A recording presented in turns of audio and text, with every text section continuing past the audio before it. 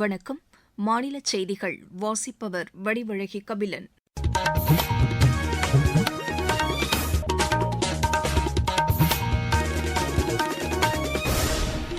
தலைப்புச் செய்திகள். நாட்டின் மின்னணு கட்டமைப்பில் மேற்கொள்ளப்பட்ட சீர்திருத்தங்கள் நுகர்வோருக்கான நீதியை உறுதி செய்துள்ளதாக பிரதமர் திரு நரேந்திர மோடி கூறியுள்ளார். மத்திய அரசு கடந்த 12 ஆண்டுகளில் அனைத்து தரப்பு மக்களுக்கான நலத்திட்டங்களை சிறப்பாக செயல்படுத்தியுள்ளதாக மத்திய இணையமைச்சர் டாக்டர் எல். முருகன் தெரிவித்துள்ளார். 20% எத்தனால் கலந்த பெட்ரோலை பயன்படுத்துவதால் வாகனங்களுக்கு எவ்வித பாதிப்பும் இல்லை என்று இந்திய எண்ணெய் கழகத்தின் முன்னாள் துணை பொது மேலாளர் திரு கேசவன் கூறியுள்ளார். நீலகிரி, கோவை, கன்னியாகுமரி மாவட்டங்களின் ஓரிரு இடங்களில் இன்று கனமழை பெய்யக்கூடும் என்று வானிலை ஆய்வு மையம் தெரிவித்துள்ளது. இலங்கைக்கு எதிரான முதலாவது இளையோர் ஒருநாள் கிரிக்கெட் போட்டியில் இந்தியா 4 விக்கெட் வித்தியாசத்தில் வெற்றி பெற்றது. இனி விரிவான செய்திகள். நாட்டின் மின்னணு கட்டமைப்பில் மேற்கொள்ளப்பட்ட சீர்திருத்தங்களால் நுகர்வோருக்கு நீதி கிடைப்பது உறுதி செய்யப்பட்டுள்ளதாக பிரதமர் திரு நரேந்திர மோடி கூறியுள்ளார். நுகர்வோர் நீதி தொடர்பாக மத்திய அமைச்சர் திரு பிரலாத் ஜோஷி எழுதிய கட்டுரையை தமது சமூக வலைதளத்தில் பகிர்ந்து கொண்டுள்ள பிரதமர், நுகர்வோருக்கு நீதி கிடைக்க வேண்டும் என்ற நோக்கில் மின்னணு கட்டமைப்பில் மத்திய அரசு மாற்றங்களை கொண்டு வந்ததாக தெரிவித்துள்ளார். அமைச்சர் திரு பிரலாத் ஜோஷி தமது கட்டுரையில் குறிப்பிட்டுள்ள ஜாகிருதி இணையதளம் நுகர்வோருக்கான நவீன நீதி கட்டமைப்பை உருவாக்கி தந்துள்ளதாகவும் பிரதமர் கூறியுள்ளார். நுகர்வோருக்கு விரைந்து நீதி கிடைப்பது, வெளிப்படைத்தன்மை ஆகியவை மின்னணு தொழில்நுட்பத்தின் மூலம் உறுதி செய்யப்பட்டிருப்பதாகவும் அவர் கூறியுள்ளார். செயற்கை நுண்ணறிவு தொழில்நுட்பம் மற்றும் காணொலி விசாரணை உள்ளிட்டவை விரைந்து நீதி கிடைக்க துணை புரிவதாகவும் அவர் தெரிவித்துள்ளார். நுகர்வோருக்கு நீதி கிடைப்பதில் நம்பகத்தன்மையை உறுதி செய்யும் நேரத்தில் பொறுப்பான வர்த்தக நடவடிக்கையை உறுதி செய்ய ஜாகிருதி இணையதளம் உதவிடும் என்றும் திரு நரேந்திர மோடி கூறியுள்ளார். பிரதமர் திரு நரேந்திர மோடி தலைமையிலான அரசு கடந்த 12 ஆண்டுகளில் கிராமப்புற மற்றும் ஏழை எளிய நடுத்தர குடும்பங்களைச் சேர்ந்த மக்களுக்கான நலத்திட்டங்களை செயல்படுத்தி வருவதாக தகவல் ஒலிபரப்புத்துறை இணையமைச்சர் டாக்டர் எல். முருகன் கூறியுள்ளார்.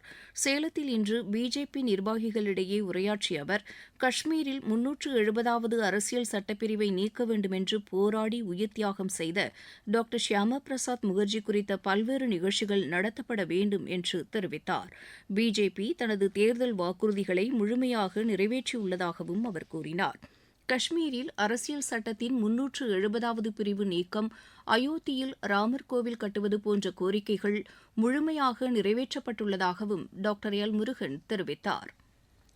பொதுமக்களிடமிருந்து பெறப்படும் கோரிக்கை மனுக்கள் மீது மாநில அரசு விரைந்து நடவடிக்கை எடுத்து வருவதாக மக்கள் நல்வாழ்வுத்துறை அமைச்சர் திரு அருண்ராஜ் தெரிவித்துள்ளார்.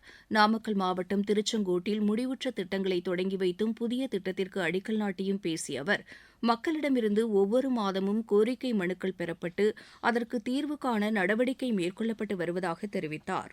பின்னர் மண்டகப்பாளையத்தில் நடைபெற்ற நிகழ்ச்சியில் விவசாயிகளுக்கான மாநில அரசின் நலத்திட்ட உதவிகளையும் திரு அருண்ராஜ் எடுத்துரைத்தார். பொங்கல் பண்டிகையின் போது தகுதியுடைய அனைவருக்கும் இலவச வேட்டி சேலைகள் வழங்கப்படும் என்று மாநில கைத்தறித்துறை அமைச்சர் திரு விஜய் பாலாஜி தெரிவித்துள்ளார். வேலூர் மாவட்டம் காட்பாடியில் இன்று செய்தியாளர்களிடம் பேசிய அவர், இலவச வேட்டி சேலை வழங்குவதற்கான கணக்கெடுப்பு பணிகள் நடைபெற்று வருவதாக கூறினார். மக்களுக்கான திட்டங்களை நிறைவேற்றுவதில் மாநில அரசு மிகுந்த கவனம் செலுத்தி வருவதாகவும் அவர் தெரிவித்தார். வேலூர் மாவட்டத்தில் சாலைப் பணிகள் உள்ளிட்ட வளர்ச்சித் திட்டப் பணிகளை விரைந்து முடிக்க நடவடிக்கை எடுக்கப்பட்டு வருவதாகவும் திரு விஜய் பாலாஜி கூறினார். பிஜேபி மாநில தலைவர் திரு நயினார் நாகேந்திரன் மற்றும் அக்கட்சியின் முக்கிய உறுப்பினர்கள் இன்று தமிழக ஆளுநர் திரு ராஜேந்திர விஸ்வநாத் அர்லேக்கரை சந்தித்து மனு அளித்தனர். தமிழக அமைச்சரவைக் கூட்டத்தில் அரசியலமைப்பு சட்டத்திற்கு எதிராக எவ்வித பொறுப்பும் இல்லாத 2 தனி நபர்கள் கலந்து கொண்டது குறித்தும், மாரத்தான் ஓட்டத்தில் பங்கேற்ற சிறுமிகளிடம் மாநில அமைச்சர் திரு விஸ்வநாதன் முறையற்ற விதத்தில் நடந்து கொண்டதாக கூறப்படும் குற்றச்சாட்டு குறித்தும் விசாரணை நடத்த உத்தரவிடுமாறு அந்த மனுவில் கேட்டுக் கொள்ளப்பட்டிருப்பதாக திரு நயினார் நாகேந்திரன் வெளியிட்டுள்ள சமூக வலைதள பதிவில் குறிப்பிட்டுள்ளார்.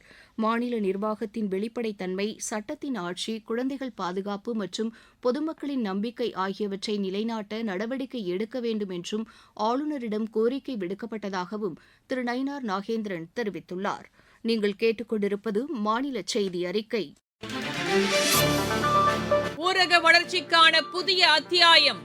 வளர்ச்சியடைந்த இந்தியாவிற்கான ஊரக வேலைவாய்ப்பு உறுதி மற்றும் வாழ்வாதார சட்டம் செயல்பாட்டிற்கு வந்துள்ளது. இந்த சட்டம் வருடத்திற்கு 125 நாட்கள் வேலையை உறுதி செய்கிறது. இதில் வாரந்தோறும் ஊதியம் வழங்கப்படுவது கட்டாயமாக்கப்பட்டுள்ளது. நாள்தோறும் குறைந்தபட்சம் 300 ரூபாய் ஊதியத்தை இந்த சட்டம் உறுதி செய்கிறது. பணி முடிந்த 15 நாட்களுக்குள் ஊதியம் வழங்குவதை உறுதி செய்வதற்கான அம்சங்களும் இதில் இடம்பெற்றுள்ளன. ஊதியம் காலதாமதமாக வழங்கப்பட்டால் அதற்கான இழப்பீட்டுத் தொகைக்கும் இதில் வகை செய்யப்பட்டுள்ளது. வளர்ச்சியடைந்த இந்தியாவிற்கான பயணத்தில் மோடி அரசு தொடரும் சீர்திருத்த நடவடிக்கைகள். 20% எத்தனால் கலந்த பெட்ரோலை பயன்படுத்துவதால் வாகனங்களுக்கு எவ்வித பாதிப்பும் இல்லை என்று இந்திய எண்ணெய் கழகத்தின் முன்னாள் துணை பொது மேலாளர் திரு கேசவன் கூறியுள்ளார். சென்னை பத்திரிகை தகவல் அலுவலகத்தில் இன்று செய்தியாளர்களிடம் பேசுகையில் அவர் இவ்வாறு கூறினார்.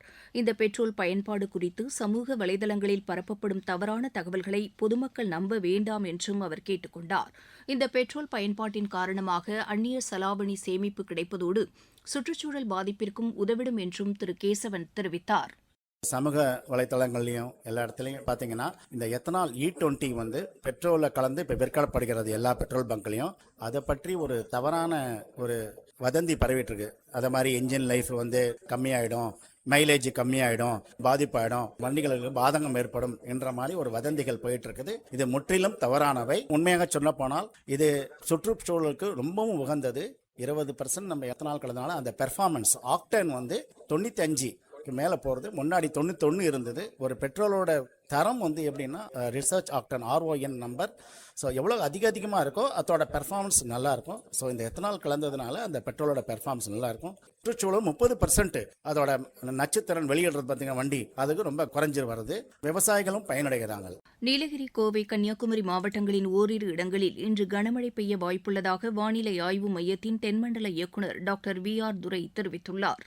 நேற்று வடமேற்கு வங்கக்கடல் பகுதிகள் மற்றும் அதனை ஒட்டிய பகுதிகளில் நிலவிய காற்றழுத்த தாழ்வு பகுதி இன்று காலை 5:30 மணி அளவில் வடமேற்கு வங்கக்கடல் மற்றும் அதனை ஒட்டிய வடக்கு ஒடிசா கடலோர பகுதிகளில் ஆழ்ந்த காற்றழுத்த தாழ்வு பகுதியாக வலுப்பெற்று 8 மணி அளவில் அதே பகுதியில் நிலவுகிறது. மேலும் சராசரி கடல் மட்டத்தில் தெற்கு குஜராத்திலிருந்து கர்நாடகா வரை ஒரு காற்றழுத்த தாழ்வு பாதை நிலவுகிறது. இதன் காரணமாக இன்று கோயம்புத்தூர், நீலகிரி மற்றும் கன்னியாகுமரி மாவட்டங்களில் ஓரிரு இடங்களில் இடிமின்னலுடன் கூடிய கனமழை பெய்யக்கூடும். மேலும் வட தமிழகத்தில் ஓரிரு இடங்களிலும் புதுவை மற்றும் காரைக்கால் பகுதிகளிலும் லேசான முதல் மிதமான மழை பெய்ய வாய்ப்புள்ளது. நாளை மேற்கு தொடர்ச்சி மலை மாவட்டங்களில் ஒரு சில இடங்களில் லேசானது முதல் மிதமான மழை பெய்ய வாய்ப்புள்ளது. வெப்பநிலையை பொறுத்தவரை அடுத்த 5 நாட்களுக்கு தமிழகம், புதுவை மற்றும் காரைக்கால் பகுதிகளில் அதிகபட்ச வெப்பநிலை பொதுவாக இயல்பை ஒட்டி இருக்கக்கூடும். சென்னை மற்றும் அதன் புறநகர் பகுதிகளை பொறுத்தவரையில் அடுத்த 2 நாட்களுக்கு வானம் ஓரளவு மேகமூட்டத்துடன் காணப்படும். நகரின் ஒரு சில பகுதிகளில் லேசானது முதல் மிதமான மழை பெய்ய வாய்ப்புள்ளது. மாவட்டச் செய்திகள்.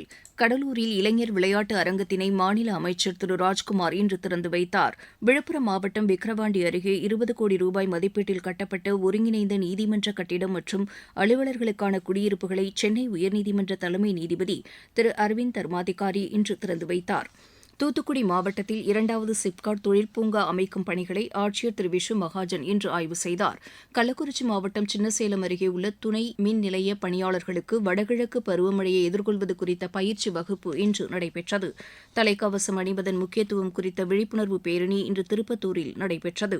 செங்கல்பட்டு அருகே நீதிமன்ற உத்தரவின்படி 500 கிலோ போதைப் பொருளை காவல்துறையினர் தீயிட்டு அழித்தனர். விளையாட்டுச் செய்திகள்.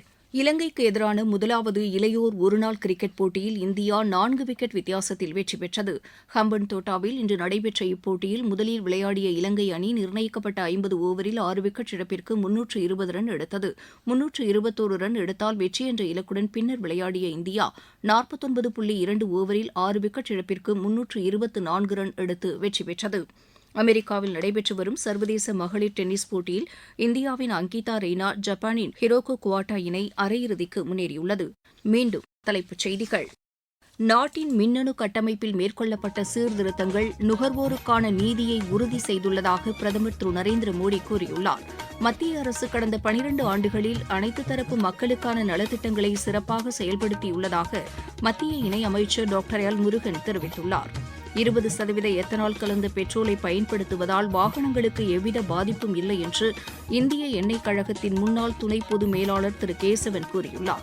நீலகிரி, கோவை, கன்னியாகுமரி மாவட்டங்களின் ஓரிரு இடங்களில் இன்று கனமழை பெய்யக்கூடும் என்று வானிலை ஆய்வு மையம் தெரிவித்துள்ளது.